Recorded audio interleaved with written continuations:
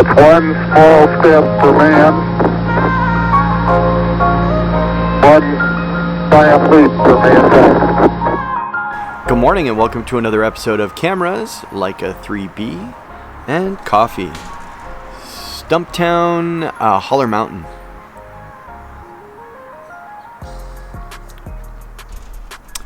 So I want to dive right into it. I bought a new camera. Yeah, let me go ahead and show it to you. So, Leica Q2. I went ahead and broke down and went full frame, and this is the camera I chose. So I want to kind of talk about, why I made the decision, why I decided the Q2. I have been thinking about full frame for a very long time, and I've got my Fuji system with several cameras and lenses, and I'm crazy happy with it. But I wanted something that was full frame, and I wanted to do some different types of portraits as well as street photography, and just kind of expand my abilities and have a full frame camera. I didn't necessarily need interchangeable lenses. I've got that through my Fuji system, and I was looking at cost. So I looked at the Sony systems, and the cameras that I was looking at were going to be in the $2,000 to $3,000 range.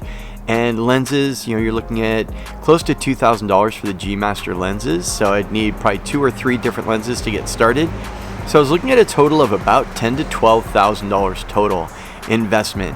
And when I looked at the Q2, it fulfilled the criteria of what I'm shooting the most lately, which is street photography, portraits, black and white. Leica's known for that beautiful monochrome. I didn't get the monochrome only camera. I went ahead and purchased a standard Q2.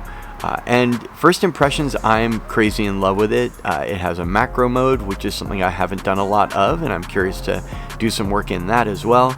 But to really have a carry around everyday camera, I have it set up. I actually moved the strap that I had on my Nikon FE2 to a tap and die strap. So I've got that on there, and then I repurposed the bumpers and the triangles that come with the Fuji cameras to use on my Leica to mount that. But the setup, it's very easy to use, very simple. The X100T, the Fuji, I was having a hard time as a walk around camera. The way that aperture ring is situated, it sits really close to the body, and it was getting difficult for me to adjust that, and it was just not as comfortable as it could be. It's been one of my challenges with the X100T, even though I do love that camera. But with the Leica, the aperture ring is further out to the edge of the lens, and it's an amazing lens, amazing camera. 47 megapixel, and there are several crop factors that are built in. All around, I think it's going to be a great camera for me. I'm going to step up my game when it comes to street photography. Also want to do some black and white portraits, and that's going to be a theme that I'm going to be working on in the future. And then also kind of wanted to carry on the legacy of my grandmother's camera, the Leica 3B. My grandfather even saved the receipt, and my aunt found that and sent me a copy of that. Purchased in 1938.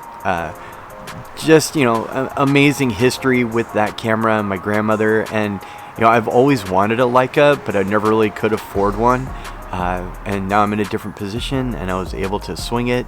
I'm not going to be purchasing one of the M series cameras because lenses alone are in the $2,000 to $4,000 range, and then the bodies are another $7,000 to $8,000. I'm not going to plunk down that kind of money when I could buy either more bodies, like I could get a second X-T4 and other lenses instead of doing something like that, or even like I said, the Sony system or Canon. If I wanted to go full frame with that, I could justify that kind of cost, but I'm not going to spend that much money, and that wasn't my goal. So yeah, the Q2 is it. I'm really curious your thoughts on Leica, and what you think about Leica cameras, and the whole Leica sphere. There's an idea about Leica, and there's actual practice. I think if it's something you're shooting with every day and you're enjoying it and using it, amazing. I do have a hard time with people that just purchase expensive things just to have expensive things to show them off.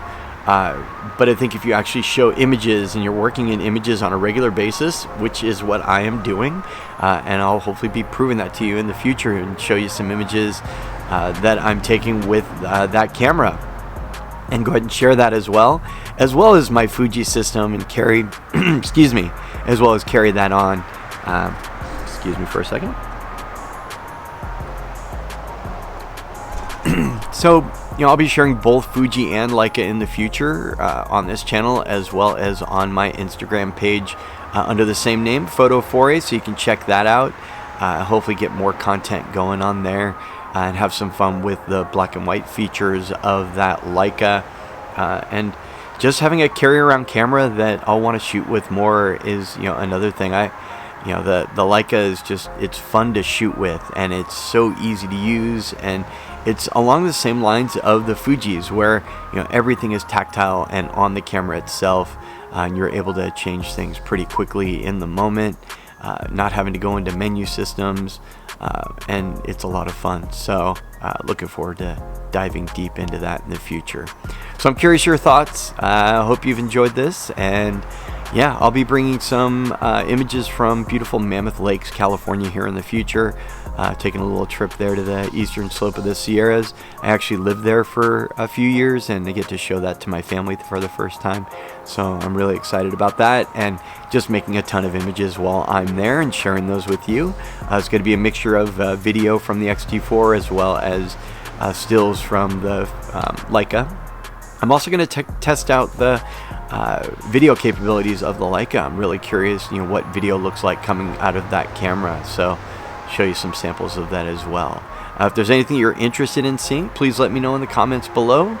Other than that, I hope you have a great day. Till next time, take care.